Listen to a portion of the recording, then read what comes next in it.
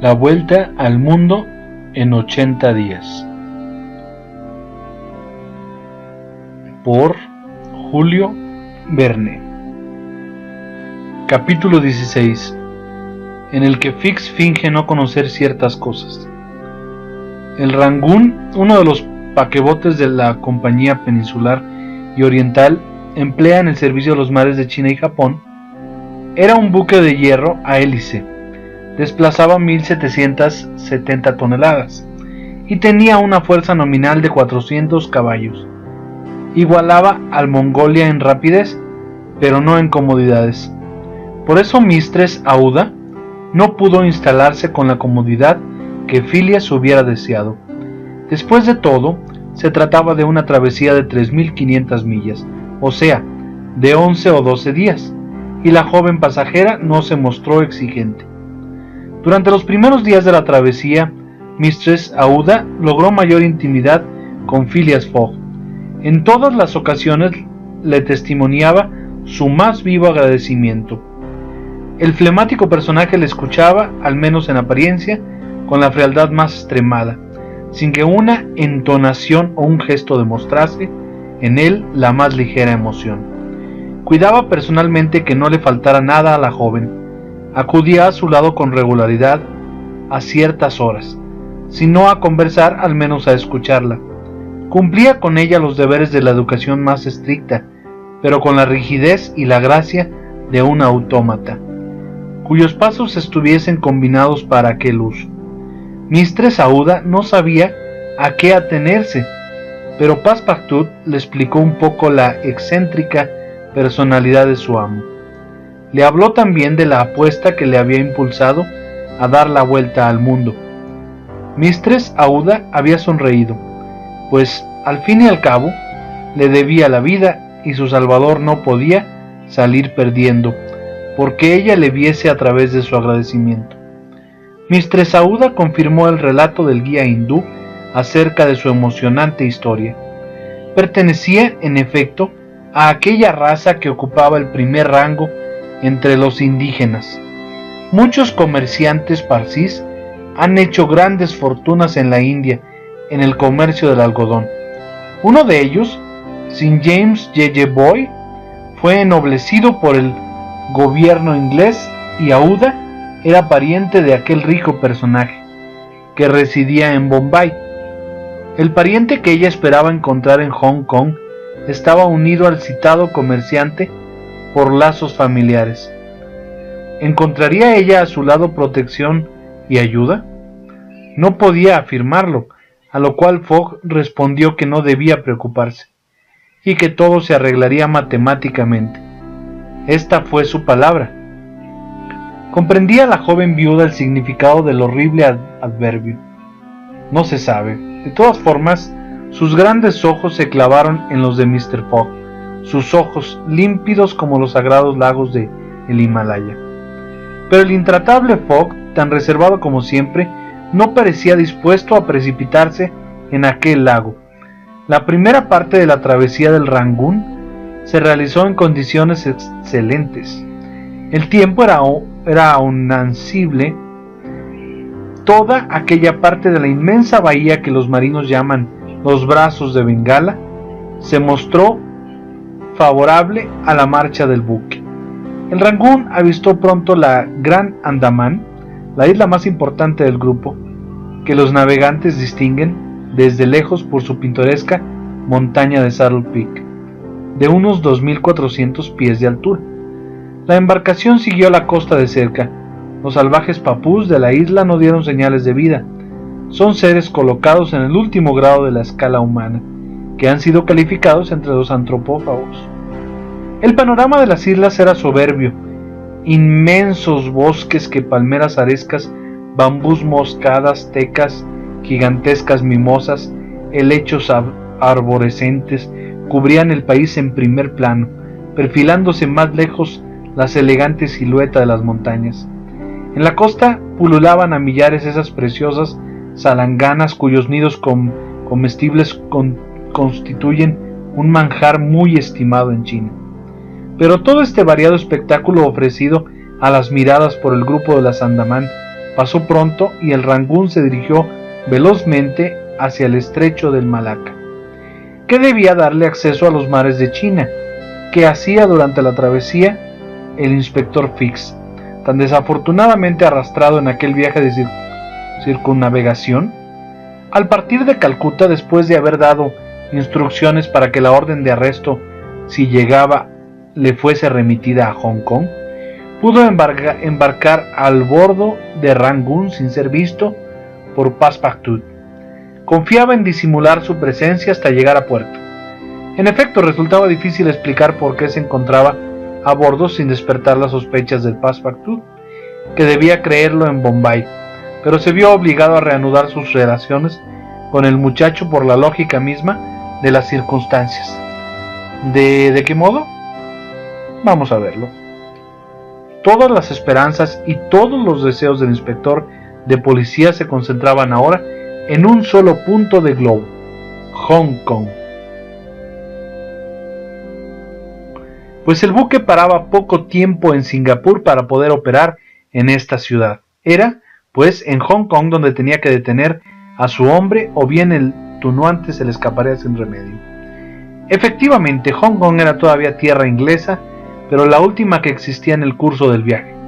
Después, China, Japón y América ofrecían un refugio casi seguro a Fogg. Si encontraba en Hong Kong la orden de arresto, que indudablemente venía detrás de él, Fix podría arrestar a Fogg y entregarlo a la policía local. No habría obstáculo alguno para ello, pero después de Hong Kong no bastaría ya una orden de arresto. Haría falta un acta de extraditación. Todo ello significaba retrasos, dificultades, obstáculos de todo género, que el ladrón aprovecharía para escapar. Si la operación fracasaba en Hong Kong, sería, si no imposible, al menos mucho más difícil poder obrar con probabilidad de éxito. Por consiguiente, se repetía Fix durante las largas horas que permanecía en su camarote: o la orden de arresto está en Hong Kong y podré arrestar a mi hombre, o no está, y será preciso retrasar su partida a toda costa. He fracasado en Bombay, he fracasado en Calcuta. Si no doy el golpe en Hong Kong, perderé mi reputación. Cueste lo que cueste, he de triunfar. Pero, ¿a qué medio recurrir para retrasar, si fuese necesario, la partida de este maldito Fogg? En última instancia, Fix estaba completamente decidido a revelar su secreto a Passepartout, haciéndole conocer el amo a quien servía y del cual seguramente no era cómplice. Passepartout, ante tal revelación, temería verse complicado y se pondría de parte de Fix, pero este era un medio aventurado que únicamente podría emplearse como último recurso. Una sola palabra de Passepartout a su señor comprometería irremediablemente todo el asunto. El inspector de policía se encontraba, pues, muy apurado cuando la presencia de Mistress Aouda a bordo de Rangoon en compañía de Phileas Fogg vino a abrirle nuevas perspectivas. ¿Quién era aquella mujer? ¿Qué cúmulo de circunstancias la había convertido en compañera de Fogg? El encuentro había tenido lugar evidentemente entre Bombay y Calcuta, pero ¿en qué punto de la península? ¿Era el azar quien había reunido a Phileas Fogg y a la joven? ¿O por el contrario, aquel viaje a través de la India había sido empleado solamente para reunirse con aquella encantadora persona? ¿Por qué era encantadora? Fix había perdido darse la oportunidad de darse cuenta de esto. Puede comprenderse hasta qué punto se hallaba intrigado el policía. Se preguntaba si no habría en aquel asunto algún rapto criminal. Sí, eso era, sin duda. Aquella idea se incrustó en el cerebro de Fix y examinó todo el partido que podía sacar de semejante circunstancia. Estuviera la joven casada o no, era un rapto y sería posible plantearle en Hong Kong tales dificultades al raptor que no pudiese escaparse confianza. Pero no podía esperar la llegada del Rangoon a Hong Kong. Aquel Fogg tenía la maldita costumbre de saltar de un buque a otro, y antes de que pudiese entablar la denuncia, se encontraría probablemente lejos. Lo importante era prevenir a las autoridades inglesas y señalar el paso del Rangún antes de su desembarco. Nada más fácil, puesto que el vapor hacía escala en Singapur y esta ciudad se halla unida a la costa china por un tendido telegráfico. De todas maneras, antes de actuar y con el fin de poder hacerlo sobre seguro, Fix decidió interrogar a Passepartout. Sabía que no era muy difícil hacerlo hablar y se decidió a romper el incógnito que había guardado hasta entonces. No había tiempo que perder, pues era 30 de octubre y al día siguiente el Rangún haría escala en Singapur. Abandonó pues aquel mismo día su camarote y subió al puente con la intención de abordar a Passepartout, simulando la mayor sorpresa. Passepartout paseaba por la proa cuando el inspector corrió hacia él, exclamando: ¿Usted a bordo del Rangún? El señor Fix a bordo, respondió Passepartout, sorprendido, reconociendo a su compañero de travesía del Mongolia. ¿Cómo? ¿Lo dejó en Bombay? Lo encuentro de nuevo en la ruta de Hong Kong. ¿También da usted la vuelta al mundo? No, replicó Fix. Espero detenerme en Hong Kong, al menos por unos días. Ah, dijo Passepartout asombrado. ¿Cómo es que no lo he visto a bordo desde la salida de Calcuta? Una ligera molestia, un poco de mareo. He permanecido acostado en mi camarote. El Golfo de Bengala no me ha sentado tan bien como el Océano Índico. ¿Y su amo, Phileas Fogg? Perfectamente, y tan puntual como su itinerario. Ni un día de retraso.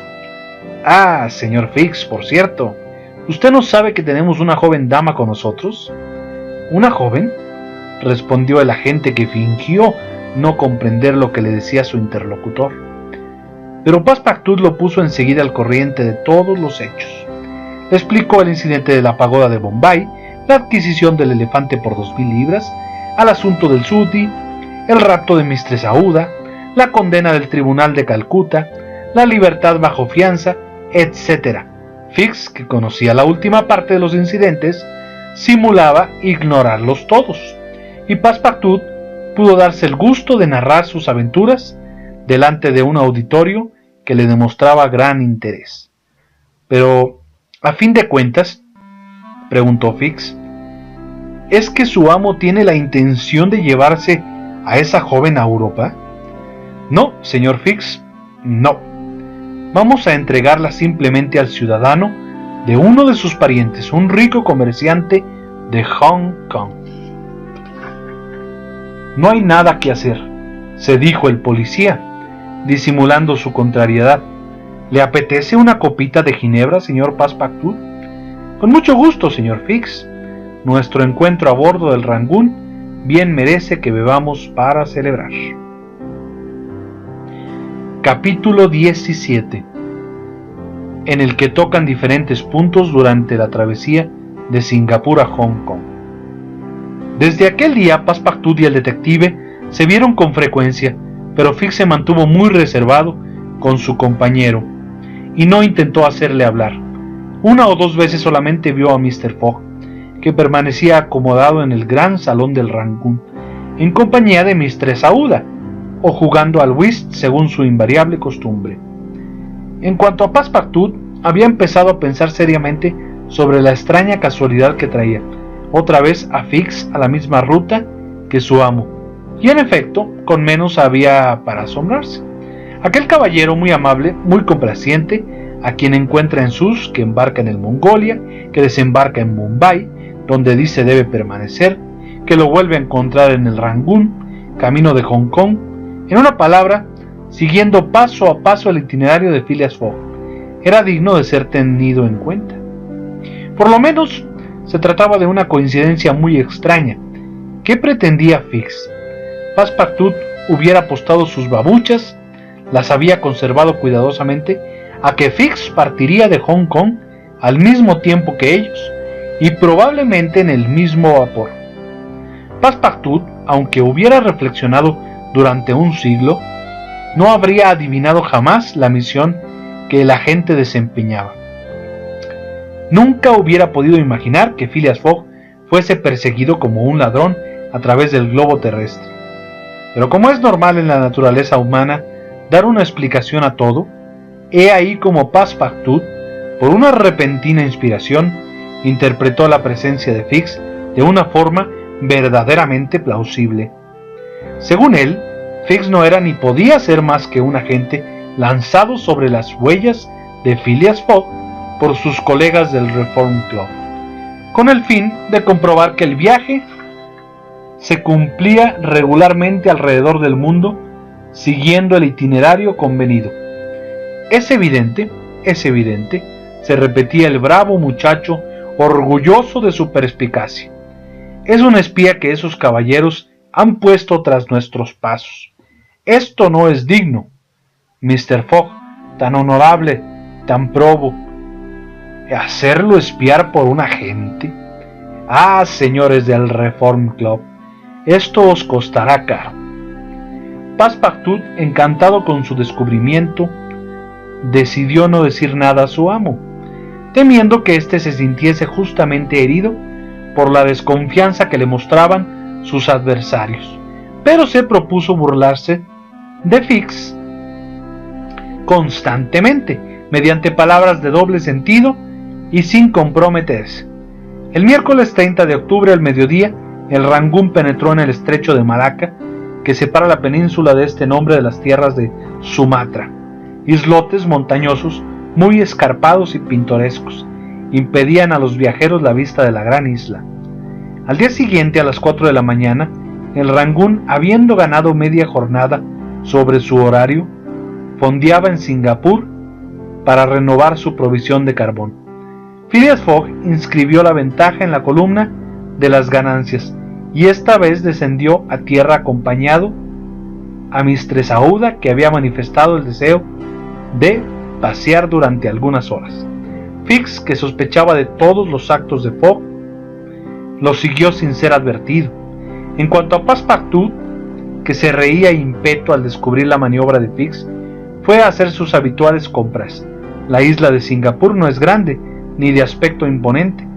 Le faltan montañas, o mejor dicho, perfiles. De todas maneras es bella dentro de su pequeñez. Es un parque cortado por caminos hermosos, un caprichoso vehículo tirado por esos elegantes caballos importados de Nueva Holanda. Transportó a Mistress Aouda y a Phileas Fogg entre macizos de palmeras de verde follaje y de plantas de clavo, cuya especie es el botón de la flor.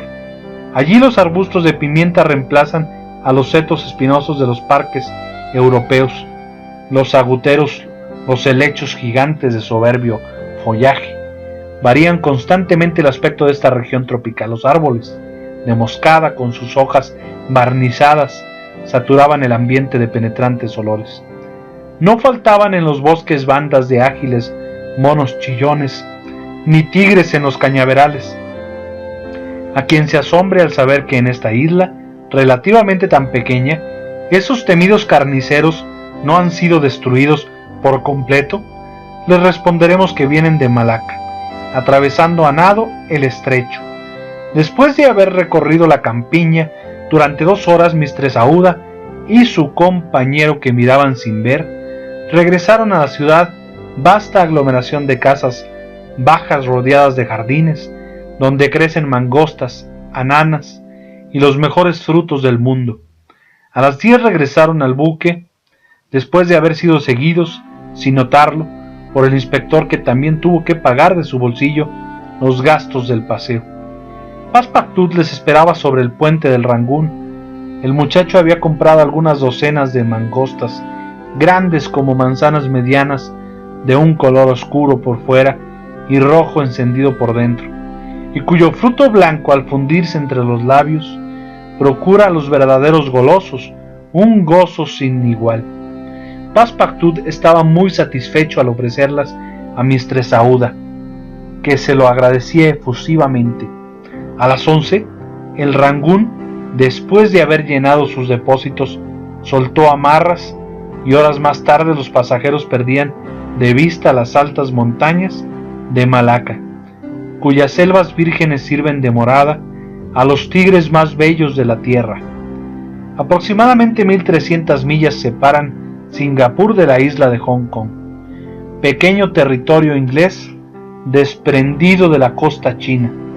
Fogg tenía interés en recorrerlas en 6 días como máximo para poder tomar el vapor en Hong Kong, que partía el día 6 de noviembre para Yokohama, uno de los principales puertos del Japón.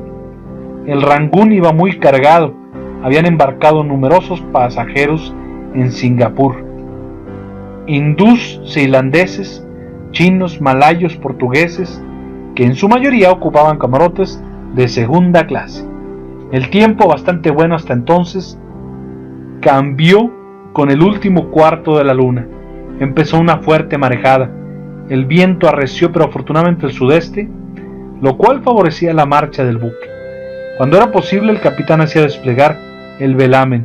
El Rangoon, aparejado en bergantín, navegó a menudo con sus 2 gavias sin mesanas, aumentando su velocidad bajo la doble acción del viento y del vapor. Así recorrieron, navegando algunas veces en condiciones penosas, las costas de Annam y de Cochinchina. Pero la culpa era más del Rangoon que del mar y los pasajeros, que resultaron indispuestos en su mayoría. Debieron achacar su malestar al buque. En efecto, los navíos de la Compañía Peninsular que hacen el servicio de los mares de China tienen un serio defecto de construcción. La relación entre su calado en carga y su capacidad ha sido mal calculada y por consiguiente no ofrecen sino muy débil resistencia al mar. Su volumen cerrado impenetrable al agua es insuficiente. Se anegan, como dicen los marinos, y a causa de semejante disposición, basta con unos cuantos bultos de más a bordo para que modifiquen su marcha.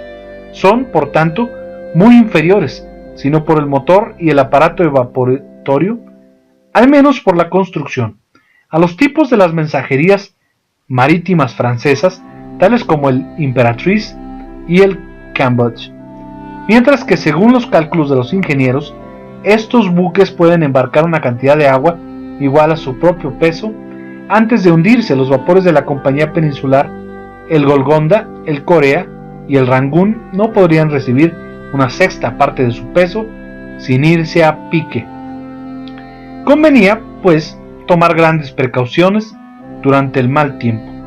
A veces era preciso capear el temporal aminorando la marcha, lo cual significaba una pérdida de tiempo que no parecía afectar a Phileas Fogg, pero que irritaba en extremo a Passepartout.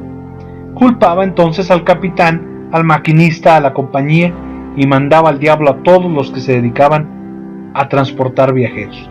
Quizá también la idea de mechero de gas que continuaba ardiendo por su cuenta en la casa de Savile Row contribuía a su impaciencia. «Parece que le urge llegar a Hong Kong», le preguntó un día el detective. «Mucho», respondió Passepartout. «¿Piensa usted que Mr. Fogg tiene prisa para embarcarse hacia Yokohama?» «Una prisa terrible». Luego, ¿cree usted entonces en ese extraño viaje alrededor del mundo? «Absolutamente. ¿Y usted no?»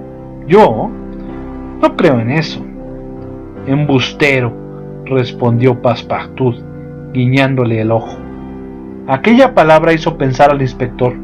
El calificativo le inquietaba, sin saber exactamente por qué. ¿Lo habría descubierto el francés? No sabía qué pensar. Pero ¿cómo habría descubierto Passepartout su condición de detective, cuyo secreto nadie poseía? Sin embargo, al hablarle de aquella forma, Passepartout lo había hecho con segunda intención. Otro día, el muchacho fue incluso más lejos. El secreto era más fuerte que él y no pudo mantener atada la lengua.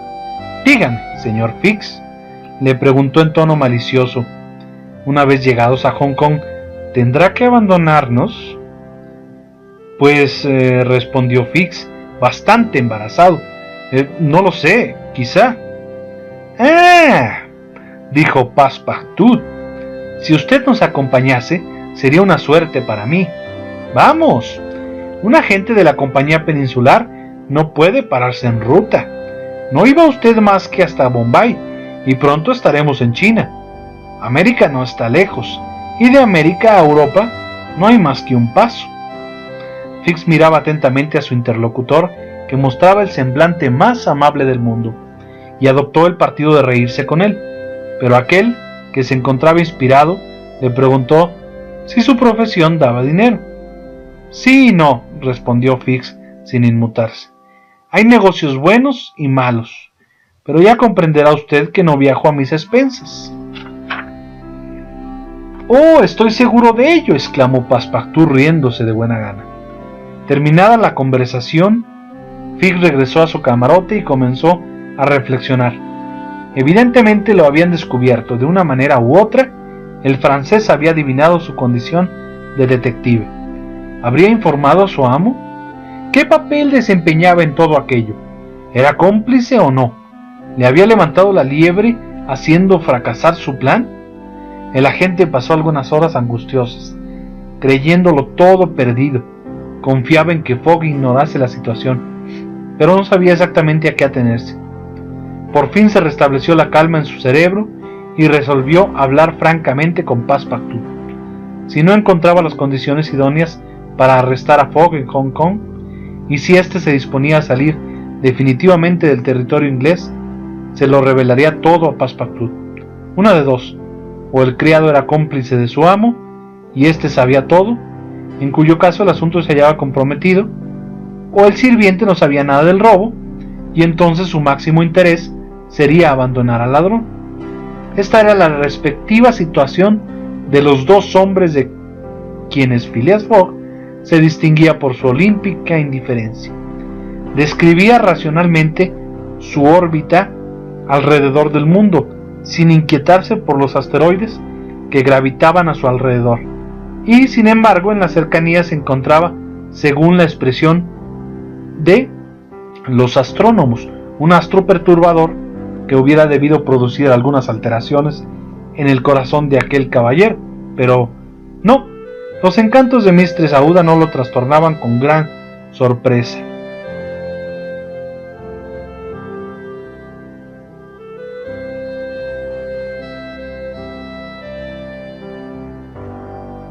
Passepartout y las perturbaciones, si existían, eran tan difíciles de calcular como las de Urano, que han determinado el descubrimiento de Neptuno. Leía en los ojos de la joven una gratitud ilimitada hacia su amo. Sentía asombrado. Decididamente Fogg no tenía corazón más que para conducirse heroicamente, no para el amor. De las preocupaciones que los azares del viaje debían hacer brotar en él, no había ni señales. Passepartout, en cambio, vivía en un sobresalto continuo.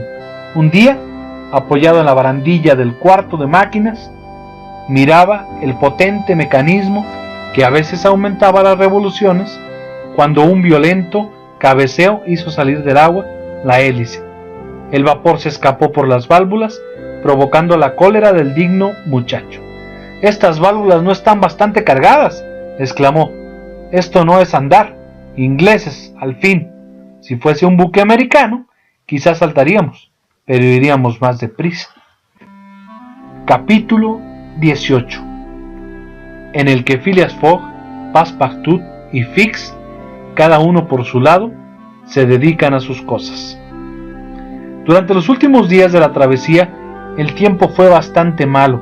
El viento se hizo fuerte y al soplar del noroeste, contrario a la marcha del Rangoon, que, demasiado inestable, se balanceaba en todas las direcciones. Los pasajeros adquirieron entonces derecho más que suficiente para guardar rencor a las molestas olas que el viento levantaba sobre la superficie del mar. Durante los días 3 y 4 de noviembre se desencadenó una tempestad. La borrasca encrespó el mar con vehemencia y el Rangoon tuvo que capear el temporal durante media jornada, manteniéndose a 10 revoluciones para tomar sesgadamente las olas. Todo el velamen había sido arriado y aún sobraban los aparejos que silbaban en medio de las ráfagas. La velocidad del buque, como puede suponerse, se vio considerablemente disminuida, pudiendo estimarse que llegaría a Hong Kong con 20 horas de retraso sobre el horario previsto, e incluso más si la tempestad no amainaba. Phileas Fogg asistía a aquel espectáculo de un mar embravecido que parecía luchar directamente contra él con su habitual impasibilidad. Su frente no se ensombreció ni por un momento, aunque un retraso de 20 horas podía comprometer definitivamente su viaje, haciéndole perder la salida del buque de Yokohama. Pero aquel hombre sin nervios no sentía ni impaciencia ni enojo. Hasta parecía que la tempestad entraba en su programa y que estuviese prevista. Mistress Aouda, que conversó con su acompañante sobre el contratiempo, lo encontró tan flemático como de costumbre. Fix, por su parte, no veía las cosas de la misma manera. Aquella tempestad le agradaba y su satisfacción hubiera sido completa si el Rangoon se hubiera visto obligado a cambiar de rumbo ante la tempestad. Todos aquellos retrasos le satisfacían, pues obligaban a Fogg a permanecer algunos días en Hong Kong. Por fin el cielo, con sus ráfagas y sus borrascas, entraba en el juego. No se encontraba muy bien, pero no importaba. Prescindía de sus náuseas, y cuando su cuerpo se retorcía bajo los efectos del mareo, su espíritu se dilataba con una inmensa satisfacción. En cuanto a Passepartout, es fácil suponer con qué cólera mal disimulada soportaba este tiempo de prueba. Todo había ido tan bien hasta entonces. La tierra y el agua parecían estar al servicio de su amo. Barcos y trenes lo obedecían. El viento, el vapor. Había sonado por fin la hora de las desdichas. Passepartout, como si las 20,000 libras de la apuesta tuviesen que salir de su bolsillo. La tempestad lo exasperaba. Pobre muchacho. Fix le ocultó cuidadosamente de su satisfacción personal. Le hizo bien, pues si Passepartout hubiera adivinado la secreta alegría de Fix, este hubiese pasado un mal cuarto de hora. Passepartout durante toda la borrasca permaneció en el puente del Rangoon. No había podido quedarse en el camarote. Se encaramó a los mastiles y ayudaba a las maniobras con la habilidad de un mono, asombrado a la tripulación. 100 veces preguntó al capitán, a los oficiales, a los marineros, que no podían dejar de reír al verlo tan desconcertado. Passepartout quería saber a toda costa cuánto duraría la tempestad. Le señalaban el barómetro que no se decidía a subir. Passepartout sacudía el aparato, pero no había nada que hacer. Nada conseguía con sacudidas e injurias que prodigaba al irresponsable del instrumento. Por fin amainó la tormenta. El estado del mar cambió durante la jornada del 4 de noviembre. El viento saltó 2 cuadrantes al sur y se volvió favorable. Passepartout se serenó con el tiempo. Las gavias y los foques pudieron desplegarse y el Rangoon prosiguió su rumbo con maravillosa velocidad. Pero no podía ganar el tiempo perdido. Era preciso resignarse hasta el día 6, a las 5 de la mañana. No avistaron tierra. El itinerario de Phileas Fogg señalaba el día 5 como fecha de llegada del buque, y este no arribó a puerto hasta el 6. Eran, pues, 24 horas de retraso, y la partida para Yokohama estaba fatalmente perdida. A las 6 el práctico subió a bordo del Rangoon y se instaló en el puente de la escotilla de máquinas para dirigir el navío por la barra hasta el puerto de Hong Kong. Passepartout ardía en deseos de preguntar a aquel hombre si el paquebote de Yokohama había salido ya de Hong Kong, pero no se atrevía, prefiriendo conservar alguna esperanza hasta el último momento. Había confiado sus inquietudes a Fix, quien, fino zorro, trató de consolarlo diciendo que Mr. Fogg lo arreglaría esperando al vapor siguiente, lo cual aumentó la cólera del criado. Pero si Passepartout no se atrevió a interrogar al práctico Fogg, después de haber consultado su bradshaw, preguntó con aire tranquilo al piloto cuándo partiría un buque de Hong Kong para Yokohama. Mañana, con la primera marea. Ah, dijo Fogg, sin demostrar mayor asombro.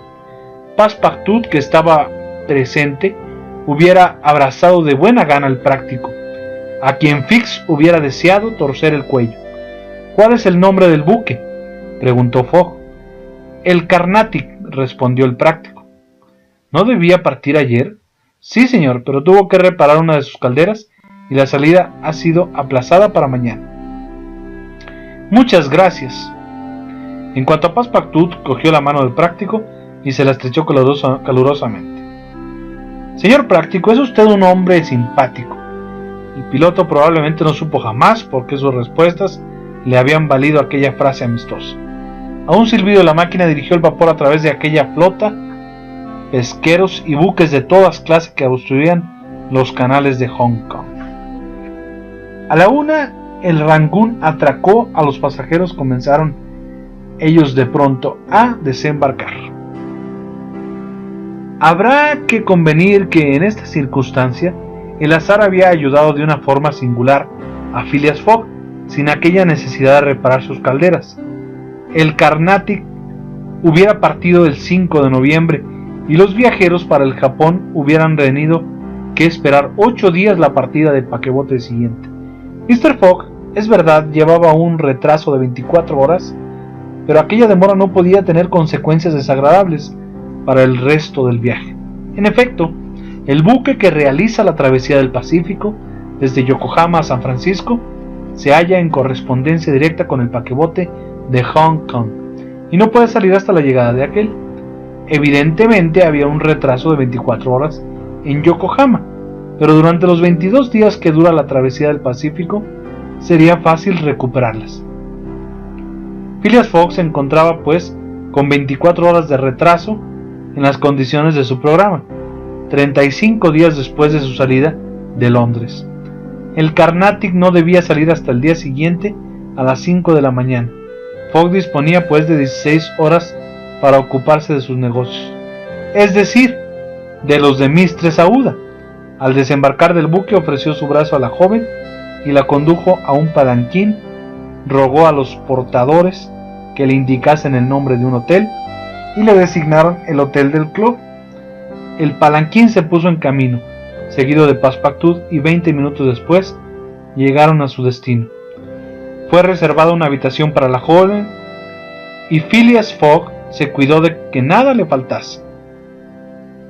Después indicó a Mistress Aouda que iba a ponerse inmediatamente en busca del pariente a cuyos cuidados debía entregarla en Hong Kong. Al mismo tiempo ordenó a Passepartout permanecer en el hotel hasta su vuelta para que la joven no se quedase sola. Phileas Fogg hizo que lo condujeran a la bolsa. Allí conocerían sin duda un personaje tan famoso como el honorable Yeye, uno de los comerciantes más ricos de la ciudad.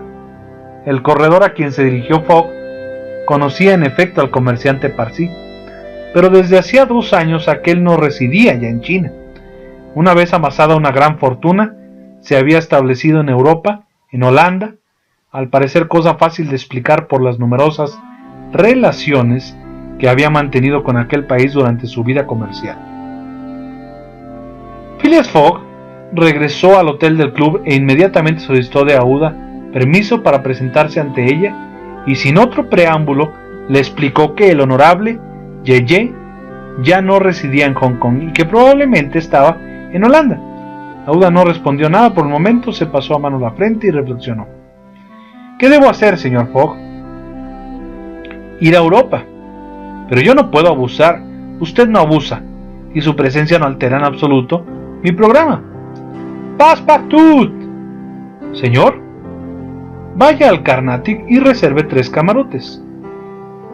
Passepartout, encantado de continuar su viaje en compañía de la joven, tan afectuosa con él, salió apresuradamente del hotel del club.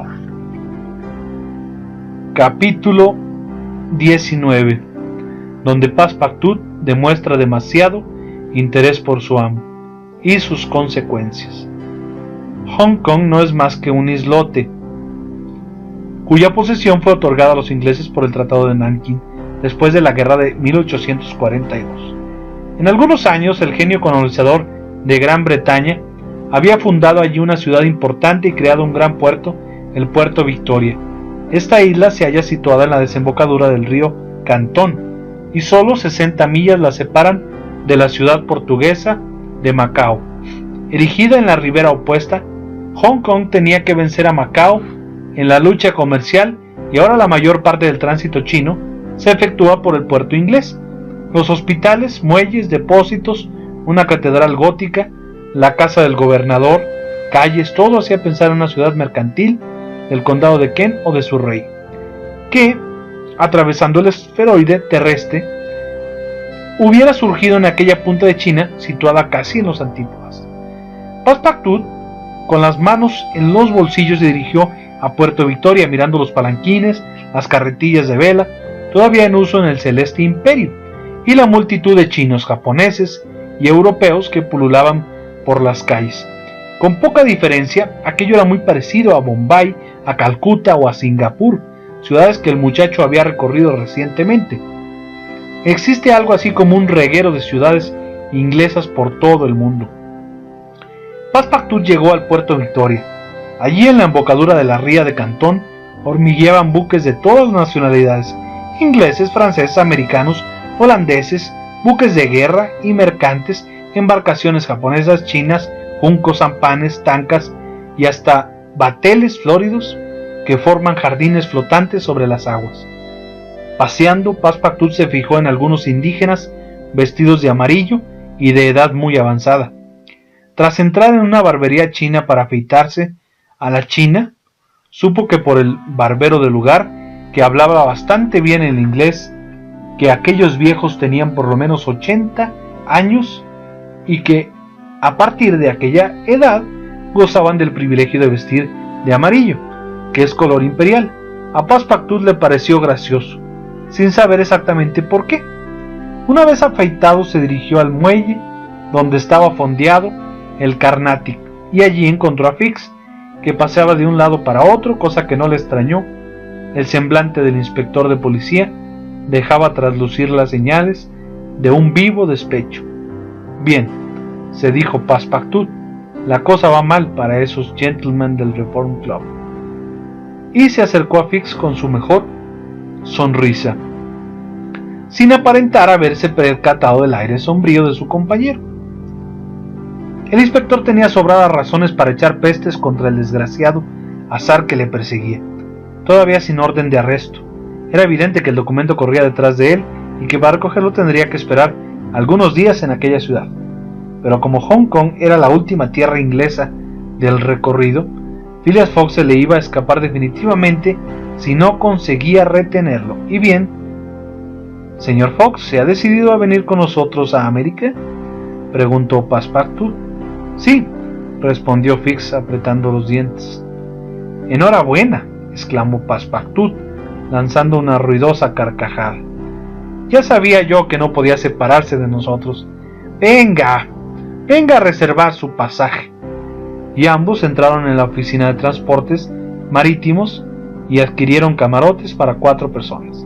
Pero el empleado les advirtió que estaban concluidas las reparaciones del Carnatic y que el buque saldría aquella misma tarde a las 8 y no al día siguiente por la mañana como se había anunciado. «Muy bien», respondió Passepartout, «esto le agradará a mi amo. Voy a avisarle». En aquel momento Fix tomó una resolución extrema. Decidió contárselo todo a Passepartout. Era el único medio de retener a Phileas Fogg durante algunos días en Hong Kong. Al salir de las oficinas, Fix invitó a su compañero a tomar un refresco en una taberna. Passepartout tenía tiempo y aceptó la invitación de la gente. Cerca del muelle había un aspecto acogedor donde entraron. Era una extensa sala bien decorada, al fondo de la cual se veía un entarimado lleno de cojines. Una treintena de consumidores ocupaban en la gran sala pequeñas mesas de junco tejido. Algunos bebían enormes vasos de cerveza inglesa, otros licores, ginebra, brandy. La mayoría fumaban largas pipas de tierra roja llenas de bolitas de opio mezclado con esencia de rosas. De vez en cuando algún fumador enervado caía bajo la mesa y los camareros, cogiéndolo por los pies y la cabeza, lo arrastraban hasta el entarimado, donde lo colocaban junto a algún cofrade. Una veintena de aquellos, alineado junto a otro, sumidos en el último grado del embrutecimiento. Fix y Passepartout comprendieron que habían entrado en un fumadero frecuentemente por esos miserables estúpidos, degenerados, idiotas, a quienes la mercantil Inglaterra vende anualmente más de 10 millones de libras esterlinas de esta funesta droga llamada opio. Tristes millones los conseguidos a costa de uno de los vicios más funestos de la naturaleza humana. El gobierno chino ha procurado remediar este abuso mediante severas leyes, pero su esfuerzo ha resultado vano. De la clase rica, a la cual estaba reservado el consumo del opio al principio, el vicio ha podido bajar, pero nunca en el imperio chino. Hombres y mujeres se entregan a esta pasión, inhalan, ya pueden prescindir de ellas después de esto. Horribles contracciones en el estómago. Un buen fumador puede consumir hasta 8 pipas diarias, pero muere en 5 años. Fix y Passepartout habían entrado, pues, con intención de refrescarse en uno de los numerosos fumaderos que tanto abundan incluso en Hong Kong.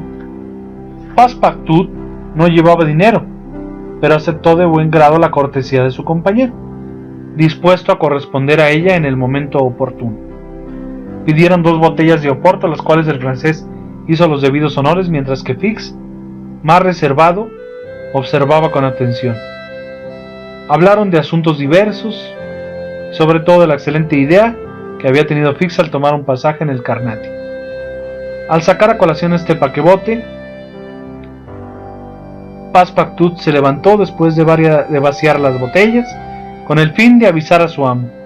Fix le retuvo. Un momento. ¿Qué desea usted, señor Fix? Tengo que hablarle de cosas serias. ¿De cosas serias? Quédese, continuó Fix. La expresión de la cara de Fix le pareció singular y volvió a sentarse. ¿Qué tiene usted que decirme? ¿Ha adivinado usted quién soy yo? Claro, dijo Passepartout. Entonces voy a contárselo todo. Ahora que ya lo sé, compadre, eso no tiene gracia. En fin, empiece. Antes le diré que estos caballeros gastan el dinero inútilmente. Inútilmente, dijo Fix. Habla usted sin ton ni son. Ya se ve que no conoce usted el importe de la suma. Pues claro que lo conozco. 20,000 libras. 55,000, contestó Fix apretando la mano del francés. ¿Qué? ¿Acaso Mr. Fogg habría usado 55,000 libras? Pues bien, razón de más para no perder un instante, añadió levantándose. 55,000 libras, replicó Fix, que obligó a sentarse de nuevo a Passepartout, después de haber perdido una botella de brandy. Y si triunfo, ganaré una prima de 2,000 libras. ¿Acepta usted 500 con la condición de ayudarme? ¿Ayudarle?, exclamó Passepartout. Sí, ayudarme a retener a Fogg durante algunos días en Hong Kong. ¿Eh? ¿Qué quiere usted decir?, exclamó. ¿Cómo? ¿No contentos con hacer seguir a mi amo, con sospechar de su lealtad, esos caballeros quieren todavía ponerle obstáculos? Me avergüenzo de ellos. ¿Qué quiere usted decir? Quiero decir que es un sistema muy poco delicado. Eso equivale a despojar a Mr. Fogg y quitarle el dinero del bolsillo. Pues bien, de eso se trata precisamente. Pero es una trampa, gritó Passepartout animándose bajo la influencia del brandy que generosamente le servía a Fix y que él bebía sin darse cuenta. Una verdadera trampa, caballeros colegas. ¡Bah! Fix empezaba a no comprender. «Caballeros», exclamaba Passepartout, «miembros del Reform Club, sepa usted, señor Fix, que mi amo es un hombre honrado y que cuando hace una apuesta pretende ganarla lealmente». «Pero, ¿quién se cree usted que soy?», preguntó Fix, mirando a Passepartout. «Claro, está claro, un agente de los socios del Reform Club, que tiene la misión de vigilar el itinerario de mi dueño, lo cual es humillante. Ahora bien, aunque hace tiempo que adiviné su personalidad, me he guardado de revelárselo a Mr. Fogg». «Entonces, ¿no sabe nada?», preguntó rápidamente Fix. «Nada», respondió Passepartout, vaciando otra vez su vaso. El inspector de policía se pasó la mano por la frente, vacilaba antes de tomar la palabra. ¿Qué tenía que hacer? El error de Passepartout parecía sincero, pero hacía más difícil su proyecto. Era evidente que el muchacho hablaba con absoluta buena fe y que no era cómplice de su amo, lo cual había tenido Fix por un momento. Pues bien, se dijo, puesto que no es un cómplice, me ayudará. El detective se afirmó en su primera resolución. Por otra parte, no tenía tiempo que perder. Era preciso retener a toda costa a Fogg en Hong Kong. Escúcheme bien. No soy lo que usted cree, es decir, un agente de los socios del Reform Club. Bah. Soy inspector de policía encargado de una misión por cuenta de la Policía Metropolitana. ¿Usted? ¿Inspector de policía? Sí, tengo las pruebas. Y el agente, sacando un papel de su cartera, mostró a su compañero un nombramiento firmado por el director de la Policía Central. Passepartout, atónito, contemplaba a Fix sin articular una sola palabra. La apuesta de Mr. Fogg, prosiguió el detective, no es más que un pretexto con el que les ha embaucado a usted y a los socios del Reform Club, porque tenía interés en asegurarse su inconsciente complicidad. ¿Pero por qué?, preguntó Passepartout. Escuche, el 28 de septiembre último se cometió un robo de 50,000 libras esterlinas en el Banco de Inglaterra. El autor es un individuo cuyas señas se han podido establecer. Pues bien, esas señas corresponden a las de Phileas Fogg. Ni hablar, gritó Passepartout, dando un golpe sobre la mesa. Mi amo es el hombre más honrado del mundo. ¿Usted qué sabe?, respondió Fix. Usted no lo conoce. Entró a su servicio el mismo día de su partida y él salió precipitadamente con un pretexto insensato, sin equipaje y con una fuerte suma en billetes de banco. ¿Aún se atreve a sostener que se trata de un hombre honrado? Sí, repetía. ¿Quiere usted ser arrestado como cómplice? No osaba mirar siquiera al inspector de policía. Phileas Fogg, un ladrón, el salvador de Mistress Aouda, el hombre generoso y valiente, y por otra parte, cuántas sospechas se acumulaban sobre él. Trataba de rechazar las sospechas que invadían su cerebro. En fin, ¿qué quiere usted de mí?, preguntó al agente de policía, conteniéndose en un esfuerzo supremo. Lo siguiente, respondió Fix. He seguido a Phileas Fogg hasta aquí, pero no he recibido todavía la orden de arresto, que he perdido a Londres. Es preciso que me ayude a retenerlo en Hong Kong. ¿Yo? ¿Que yo ayude a...? Y repartiré con usted la prima de 2,000 libras ofrecida por el Banco de Inglaterra. ¡Jamás!, replicó Passepartout, que quiso levantarse y volvió a caer, sintiendo que su razón y sus fuerzas le abandonaban. Señor Fix, dijo farfullando, aunque fuera verdad todo lo que usted me ha dicho, aunque mi amo fuese el ladrón que usted busca, lo cual niego, yo estoy a su servicio. He visto su generosidad y su bondad. ¿Traicionarlo? Nunca. No, ni por todo el oro del mundo. Soy de un lugar donde no se come el pan de esa clase. ¿Se niega usted? Me niego. Admitimos que no he dicho nada, respondió Fix.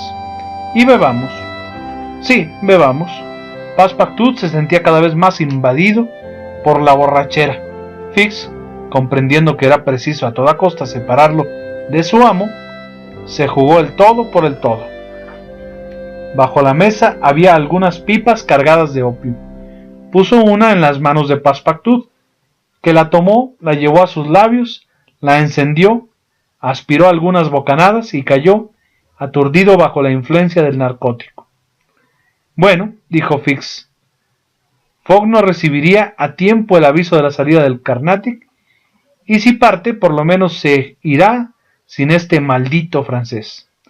Y salió de la taberna tras pagar la consumición.